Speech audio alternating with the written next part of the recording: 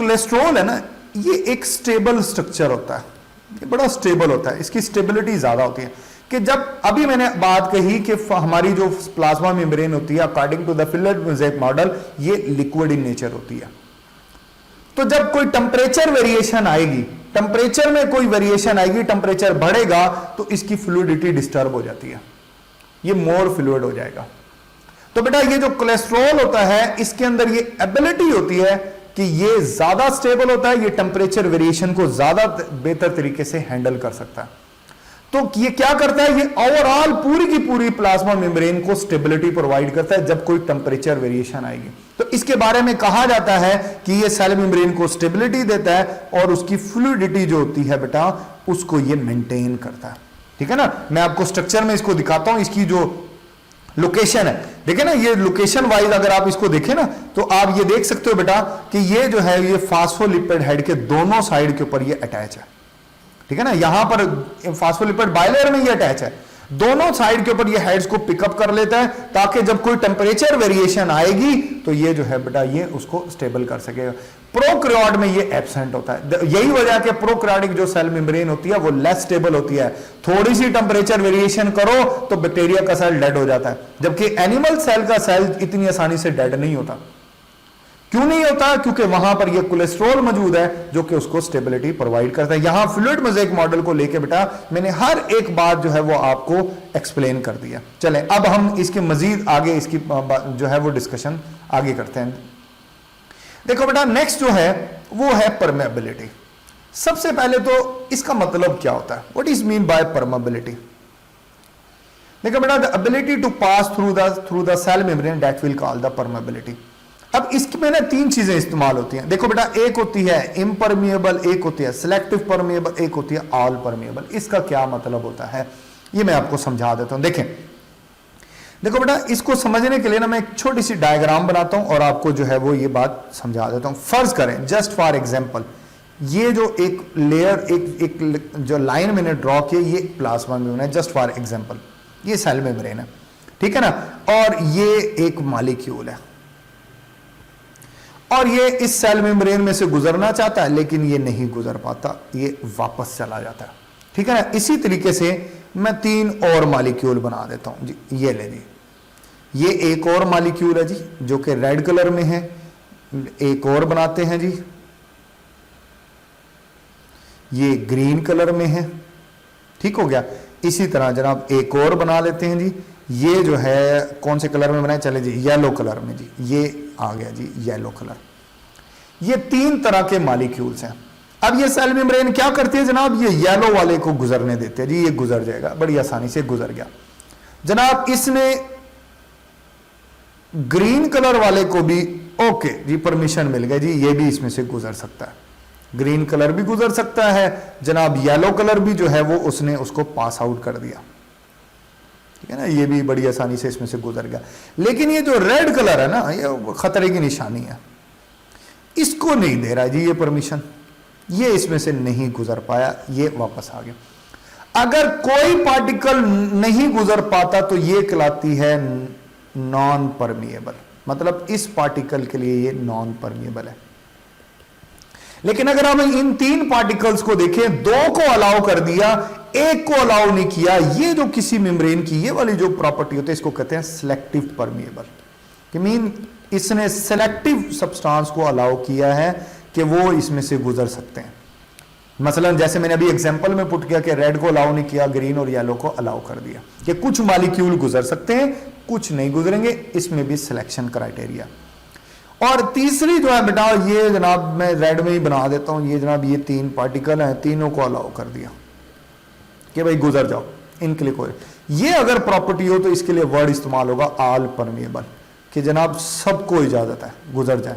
ये प्रॉपर्टी कहलाती है ऑल परमिएबल। सेल वॉल जो होती है ना ये ऑल परमिएबल होती है, लेकिन जो सेल मेम्ब्रेन होती है बेटा ये सिलेक्टिव परमिएबल होती है। मैं आपको एक बात बताता जाऊं, बड़ी इंपॉर्टेंट बात है, ये तीन तरह की टर्म्स इस्तेमाल होती हैं। एक तो सिलेक्टिव परमिएबल हो गई, एक टर्म होती है डिफरेंशियल परमिएबल, डिफरेंशियल परमिएबल, और एक और टर्म इस्तेमाल होती है सेमी परमिएबल। कौन सी टर्म है? Semi permeable. ठीक हो गया। डिफरेंशियल परमिएबल और सिलेक्टिव परमिएबल एक ही माना है, दो तरह के वर्ड्स हैं। सेमी परमिएबल का मतलब होता है कि allow some molecules and not allow to other molecule, कि कुछ को इजाजत मिल जाएगी, कुछ को इजाजत नहीं मिलेगी, ये भी सेमी परमिएबल टर्म में आते हैं। तो ये तीनों तरह की टर्म एक ही तरह की फिनोमेना के लिए जो है बेटा वो इस्तेमाल होती है। आपको इन तीनों टर्म्स का मीनिंग क्लियर होना चाहिए। चले, मेरा ख्याल है कि अब आपको ये बात समझ आ गई होगी। आगे चलते हैं। नेक्स्ट देखो बेटा, यहां पे इस स्लाइड के अंदर एक्सप्लेन हुआ कि जनाब कौन से पार्टिकल्स गुजर सकते हैं, कौन से नहीं गुजर सकते। देखो बेटा, आप जानते हो कि फास्फोलिपिड बायलेयर की प्लाज्मा मेम्ब्रेन बनी होते हैं, तो जो भी चीज नेचर में लिपिड नेचर की होगी वो तो आसानी से गुजर जाएगी, और जो लिपिड नेचर की नहीं होगी उसको गुजरने में मुश्किलात होंगी। ये पॉइंट भी बेटा मैं डिटेल से आपको बताता हूं, आपको इंशाल्लाह ये बहुत अच्छे से बात जो है वो समझ आने वाली है। चले आगे चलते हैं। नेक्स्ट, यही स्लाइड को मैं जरा जो है बेटा और अच्छे तरीके से एक्सप्लेन कर देता हूं। जस्ट फॉर एग्जांपल जो है मैं एक प्लाज्मा मेम्ब्रेन आपके लिए ड्रॉ कर देता हूं। देखें,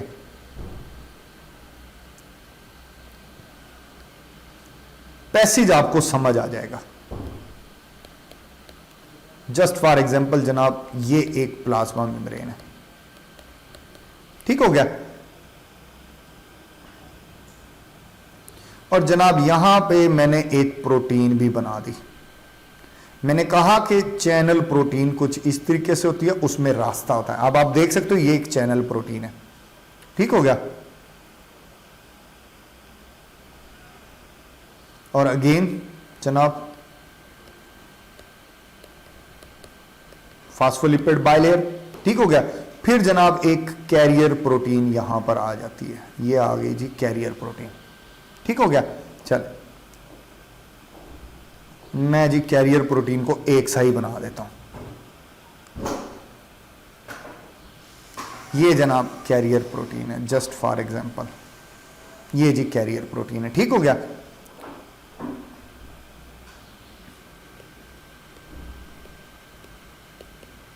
ये मेम्ब्रेन कंटिन्यू है। देखो बेटा, अब पैसेज डिस्कस करते हैं। सबसे पहले जो स्मॉल गैस मॉलिक्यूल होंगे, देखो नंबर 1 स्मॉल, प्रॉपर्टी बता रहा हूं। Number 2 unionised. नंबर 3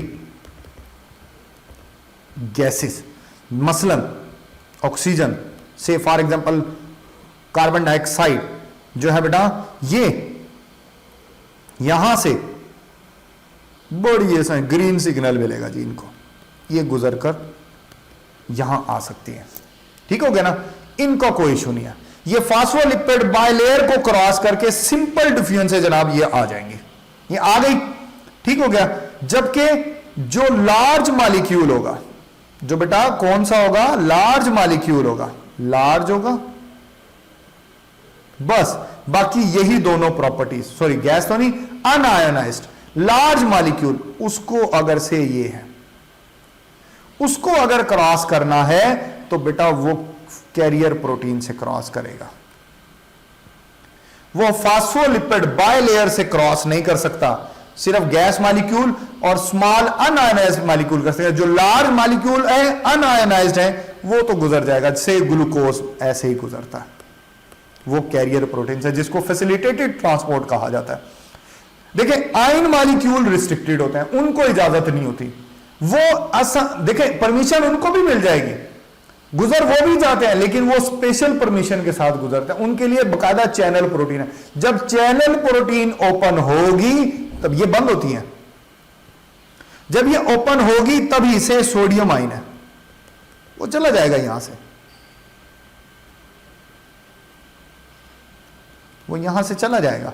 लेकिन जब ये चैनल प्रोटीन ओपन होगी तभी ये मुमकिन है। तो ये रिस्ट्रिक्टेड मूवमेंट होते हैं, कंट्रोल्ड मूवमेंट होते हो, इसकी भी जाती है, तो ये तभी जो है बेटा ये मूव करेगा, ठीक है ना। ये बातें थी इसकी पैसेज को लेके कि कौन से पार्टिकल इसमें से गुजर सकते हैं, कौन से पार्टिकल्स में रिस्ट्रिक्शन है। रिस्ट्रिक्शन ये आयन में सबसे ज्यादा होती है, बाकी पार्टिकल्स जो है वो किसी न किसी तरीके से गुजर जाते हैं।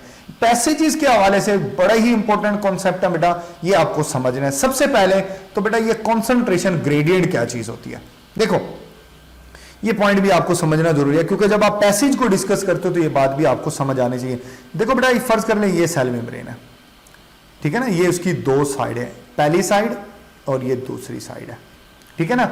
तो बेटा अगर दोनों साइड के ऊपर कंसंट्रेशन डिफरेंस है, मैंने फर्ज कर लो यहां पर कंसंट्रेशन किसी भी मॉलिक्यूल की हाई है, यहां पर कंसंट्रेशन जो है वो लो है, तो कंसंट्रेशन डिफरेंस क्रिएट हो गया, ठीक है ना। अगर कोई चीज जो है बेटा वो हाई टू लो जा रही है तो उसके लिए वर्ड यूज होता है अलोंग का, अलोंग कंसंट्रेशन ग्रेडियंट। और अगर कोई चीज जो है बेटा वो जा रही है इसके उल्ट, तो इसके लिए वर्ड यूज होता है बेटा ये अंगेस्ट का, आप वर्ड यूज करते हो अंगेस्ट कंसंट्रेशन ग्रेडियंट, ठीक है ना। तो आप इसमें बता सकते हो कि ये लो टू हाई, ठीक है ना, और ये हाई टू लो होगी। ये जो मूवमेंट होती है ये हाई टू लो होती है और ये लो टू, इसमें आपको एनर्जी खर्च करनी पड़ती है, एटीपी खुद से नहीं चीज जाएगी, इसमें कोई एनर्जी खर्च नहीं होती, ठीक है ना। ये कॉन्सेप्ट आपको समझना बहुत जरूरी था। अब आगे चलते हैं, नेक्स्ट और बातें बताता हूं। देखें, देखो बेटा ये आ गया मूवमेंट। मूवमेंट में जो है बेटा देखें, बेसिकली जो मूवमेंट होती है वो दो तरह की मूवमेंट होती है। बेसिकली जो मूवमेंट होते हैं, कितनी तरह की मूवमेंट होती है, वो दो तरह की मूवमेंट होती हैं जो across the cell membrane, passive और एक्टिव। पैसिव में कोई एनर्जी खर्च नहीं होती, no energy, usage of no energy. जबकि एक्टिव में जो है बेटा इसमें एनर्जी जो है वो यूज होती है। क्या होती है, इसमें एनर्जी यूज्ड होती है, इसके अंदर एनर्जी का इस्तेमाल होता है, ठीक है ना। और किस शक्ल में होता है, एटीपी की शक्ल में। यह हमेशा low to high movement, high concentration movement होती है, लो टू हाई कंसंट्रेशन, और ये हाई टू लो कंसंट्रेशन होती है। ये अलोंग कंसंट्रेशन ग्रेडियंट होती है, ये अंगेस्ट कंसंट्रेशन ग्रेडियंट। अब इसकी एग्जांपल पैसिव की तीन तरह की है, diffusion, facilitated diffusion and osmosis. देखो बेटा डिफ्यूजन किन के लिए होगी, स्मॉल हो, अनआयोनाइज्ड हो, जो जैसे कि मैंने बताया था, और यूजुअली गैसियस मॉलिक्यूल इस तरीके से सिंपल डिफ्यूजन से मूव करते हैं। जबकि फैसिलिटेटेड में जो है अनआयोनाइज्ड लार्ज मॉलिक्यूल होंगे और इसके अंदर कैरियर प्रोटीन इन्वॉल्व होती है, वो फैसिलिटेटेड में कैरियर प्रोटीन की इन्वॉल्वमेंट है। और एक और शर्त है कि मॉलिक्यूल भी लार्ज हो। तो स्मॉल हुआ तो वो तो फास्फोलिपिड बाइलेयर से गुजर जाएगा, कैरियर प्रोटीन की जरूरत नहीं है, ठीक है ना। मेरा ख्याल है मेरी बात समझ आ गई होगी। इसके लिए मॉलिक्यूल स्मॉल होता है, इसके लिए लार्ज होता है, इसमें कैरियर प्रोटीन होती है, इसमें फास्फोलिपिड बाइलेयर होती है।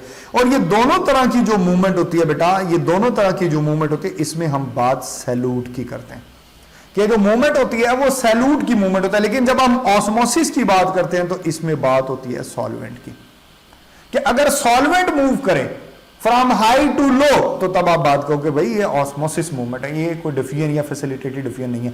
ये तीनों तरह की मूवमेंट जो है इसमें कोई एनर्जी खर्च नहीं होती, हमेशा हाई टू लो की तरफ होती है, ठीक है ना। मेरी बातें समझ में। और सॉल्वेंट में मोस्टली जो है बेटा ये वाटर होता है, ठीक हो गया। अब बात कर लेते हैं जनाब एक्टिव ट्रांसपोर्ट की। इसमें एनर्जी खर्च होती है, मैंने बताया कि इसमें एनर्जी जो है वो in the form of ATP जो है वो बेटा वो एक्सपेंड होगी, और ये movement from low to high concentration होती है, ठीक हो गया, ये मूवमेंट होती है। फिर इसी तरह हम बात कर लेते हैं साइटोसिस की। देखो बेटा ये साइटोसिस है क्या, मैं बता देता हूं। देखें साइटोसिस क्या होती है, इस बात को आपको थोड़ा सा समझना पड़ेगा। देखो बेटा फर्ज कर लें, फर्स्ट जस्ट फॉर एग्जांपल आपको साइटोसिस के बारे में सही माना में आइडिया हो जाएगा। ये मूवमेंट होती है, ऐसी मूवमेंट जो मेम्ब्रेन इन्वेजिनेशन से। फर्ज कर लें ये एक फूड पार्टिकल है, ठीक हो गया, इसको ना सेल के अंदर जाना है, से ये सेल है, इसको सेल के अंदर जाना है, तो ये बेटा मेम्ब्रेन ऐसे इन्वेजिनेट करती है, ठीक है ना। मेम्ब्रेन ऐसे इन्वेजिनेट करेगी, मेम्ब्रेन ऐसे इन्वेजिनेट करेगी और ये पार्टिकल जो है बेटा वो यहां पर आ जाएगा, ठीक हो गया। और इसके बाद क्या होगा कि ये पार्टिकल जो है बेटा वो सेल के अंदर चला जाएगा, ये जनाब सेल के अंदर चला गया और ऐसे जनाब ये बन गया फूड वैक्यूल, फूड वैक्यूल बन गया, ठीक हो गया।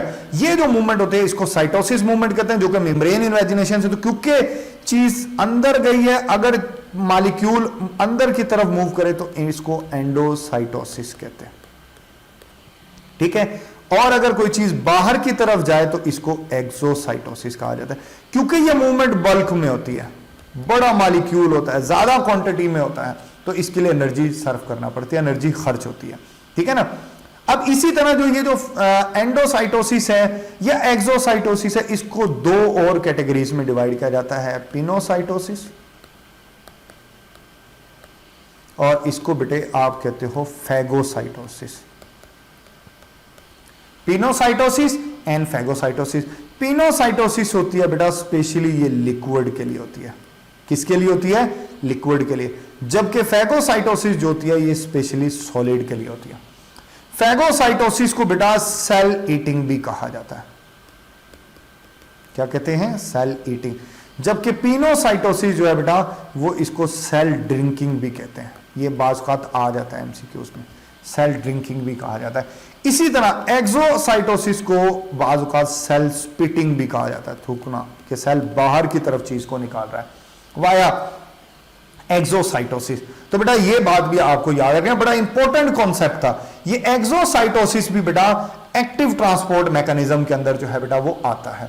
मेरा ख्याल है मैंने इसके हर एंगल से आपको बातें बताई हैं, बड़ी तसल्ली से आपको बातें बताई हैं, ताकि आपको सारी बातें बेटा जो है वो समझ आ जाए।